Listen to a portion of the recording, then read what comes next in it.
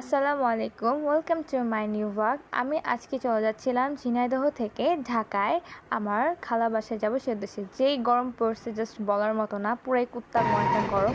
তো আমাদের ঝিনাইদহ সবচেয়ে ওয়েল নোন প্লেস আমাদের এখানে ছিল ড্রাগন ক্ষেত। এটা হচ্ছে আমাদের বানিয়াকান্দরের স্কুল অ্যান্ড এটা হচ্ছে আমাদের ঝিনাইদহ ভূমিহীন, যেটা শেখ হাসিনা সরকার ভূমি যাদের জমি জাতি নেই তাদের জন্য বানাইতে গেছিল।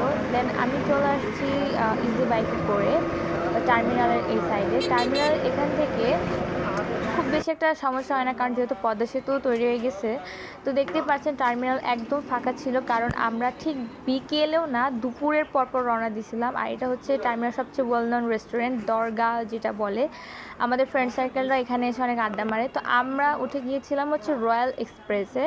আগে থেকে বুক করা ছিল এবং আমার আব্বু যেহেতু যাতায়াত করে সেক্ষেত্রে আমাদের খুব বেশি একটা অসুবিধা হয়নি। দেখতেই পাচ্ছেন গাড়িও খুব বেশি একটা যে ভিড় মানে বিষয়টা তেমনও না। সামনে যদিও ঈদ, তারপরে একটা ভাইবস, এখন ঈদের ভাইবস ক্রিয়েট হয় নাই, মানুষ সেভাবে যাতায়াত শুরু করেনি। তো গাড়িতে বেশি না মাত্র 5 মিনিট বসেছিলাম। এদিকে রয়্যাল এক্সপ্রেসের ডেলিভারিটা অনেক ভালো, যে ওরা যেই টাইম দেয় সেই রুলস মেনটেন করে চলাফেরা করে। এই জন্য ওদের রেপুটেশনও আমাদের ঝিনাইদহের ভিতরে অনেক ভালো। তো গাড়ি ছেড়ে দেওয়ার পর চলে যাচ্ছি বাই বাই ঝিনাইদহ। ঝিনাইদহকে লাথি উষ্টা মেরে চলে যাচ্ছিলাম হচ্ছে ঢাকায়। ঢাকা আমার অনেক পছন্দ, কারণ আমার জন্ম হওয়া বড় হওয়া সব কিছু ঢাকায়। আমরা রানিং করোনার ভিতর ঝিনাইদহতে শিফট হয়েছিলাম, সেক্ষেত্রে আমার ঝিনাইদহ পছন্দ, কেননা ঝিনাইদহতে কোনো জ্যামের প্যারা নাই। কিন্তু ঢাকায় আসার পর কি জ্যামের একটা প্যারা আছে।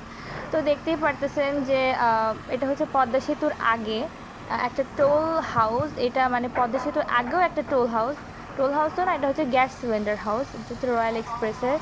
তো আমাদের গাড়িটা যেহেতু ফাঁকা ছিল, সে তেমন কোনো সমস্যাও হয়নি। আমাদের বাইরে একটু একটু বৃষ্টির ফোঁটাও পড়ছিল, আর গাড়ি ফাঁকা থাকার কারণে অনেক আরামে জার্নি করে আসা হয়েছে। গাড়ি ছাড়ছিল হচ্ছে 5টা 47-এ, আমরা ঢাকায় এসে পৌঁছাইছি জ্যামের কারণে লেট হচ্ছে 10টার দিকে।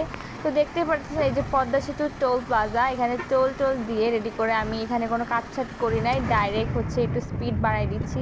তো যখন পদ্মা সেতুতে ছিলাম মনে হচ্ছিল আমি প্লেনে যাতায়াত করতেছি। হ্যাঁ, এত স্মুথ রাস্তা আর বাতাস, মানে পদ্মা নদীর যে একটা বাতাস যেটা মুখে এসে ঝাপটা বা মারি বাড়তেছিল, অনেক মজা লাগতেছিল বিষয়টা।